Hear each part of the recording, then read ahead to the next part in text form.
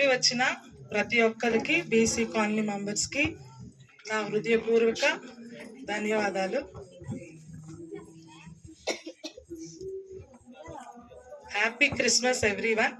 కొంచెం టెన్షన్గా ఉంది.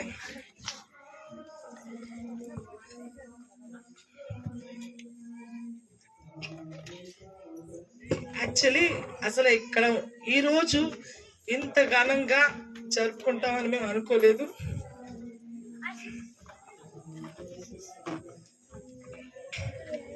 సిక్స్ మంత్స్ మేము ఇక్కడ లేము, అందరికీ తెలుసు. ఇల్లు ఖాళీ చేసి వెళ్ళిపోతున్నారేమో అన్నారు. మేము అక్కడ గీతం కాలేజ్లో అక్కడ మా హస్బెండ్ వర్క్ చేశారు. అక్కడే క్వార్టర్స్లో తీసుకొని అక్కడే ఉన్నాము. అసలు మావయ్య గారు, అసలు నేను మావయ్య గారు అని పిలవను, పెళ్ళైన దగ్గర నుంచి అప్ప అనే పిలుస్తాను.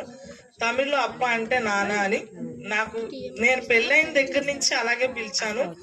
సో ఆయనకి అనారోగ్యం బాగలేదని అందరికీ తెలుసు.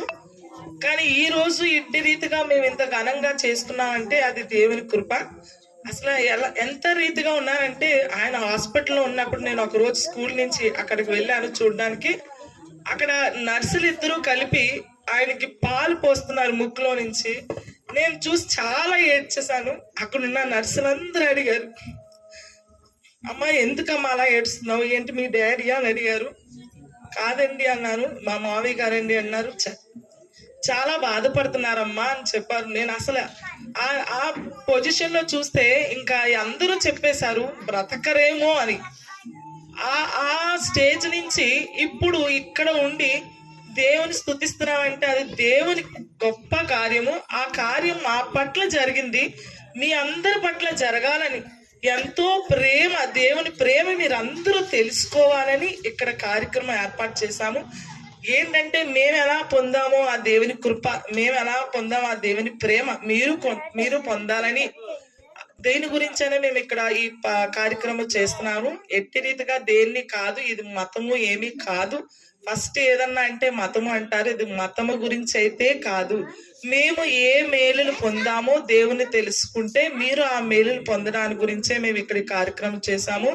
అత్తమ్మ ఆరోగ్యం విషయం అయితే అసలు ఎన్నో ఒడిదొడుకులు, ఆయన పట్ల ఆయనకు చేస్తున్న సేవ ఎవరూ చేయలేరు.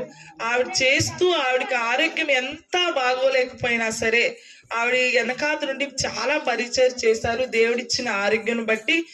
యాక్చువల్లీ ఇక్కడికి మేము ఇక్కడ వచ్చింది ఎందుకంటే మా హస్బెండ్ అక్కడ గీతం కాలేజీలో ఉంటే ఇప్పటికి మేము అక్కడే ఉందేమో. దేవుడు ఎందుకు ఉద్యోగము లేదు అక్కడ అని మేమైతే చెప్పలేను. నాకైతే మా హస్బెండ్ మేనేజర్ నుంచి జనరల్ మేనేజర్ వరకు ఒక మంచి పొజిషన్ ఇచ్చి హైదరాబాద్ లో జాబ్ ఇచ్చారు. ఆయన హైదరాబాద్ లో జాబ్ తీసుకోవడం వల్లే మేము ఇక్కడికి వచ్చాం. మేము అక్కడ గీతంలో ఉండుంటే గీతంలోనే ఉండి ఈ కార్యక్రమం జరగపోదేమో. మేము ఇక్కడికి వచ్చి మావయ్య గారికి డయాలసిస్ వారంలో 3 సార్లు జరిగేది. వారంలో 3 సార్లు డయాలసిస్ జరిగేది. కానీ మేము ఇక్కడ తీసుకొచ్చిన తర్వాత వారంలో 2 సార్లు డయాలసిస్ జరుగుతుంది. అది ఎంత దేవుని కృప. మేము అయితే వర్ణించలేము ఆ దేవుని ప్రేమని. మేము అసలు ఏ రుణం తీర్చుకోలేము దేవునికి ఇచ్చి. నిజంగా ఆ ప్రేమ మీరు పొందాలి, మీ చుట్టుపక్కల ఉన్న వాళ్ళందరూ కూడా తెలుసుకోవాలని మేము ఎంతో ఆశపడుతున్నాను. మమ్మల్ని, నా కుటుంబాన్ని, మా మరిది గారి కుటుంబాన్ని ఎంతగానో ప్రేమించి మేము ఎంత కష్టమైనా ఏదైనా సరే దేవుని వడకుండా దేవుని సేవలో మేము మా చివరి ప్రాణం ఉన్నంత వరకు మేము దేవుని సేవ చేయాలి. ఆ విధంగానే మేము ఇప్పుడు చేస్తున్నాము. ఈ కూడి వచ్చిన ప్రతి ఒక్కరికి మా వందనాలు. మీరు కూడా ఇలాంటి మేలును పొందాలని మేము ఎంతగానో ఆశిస్తున్నాము. అట్టి రీతిగా మీరు ఉండాలని దేవుని కోరుతున్నాను. నాది చిన్న సాక్ష్యం. దేవుని దీవించును గాక.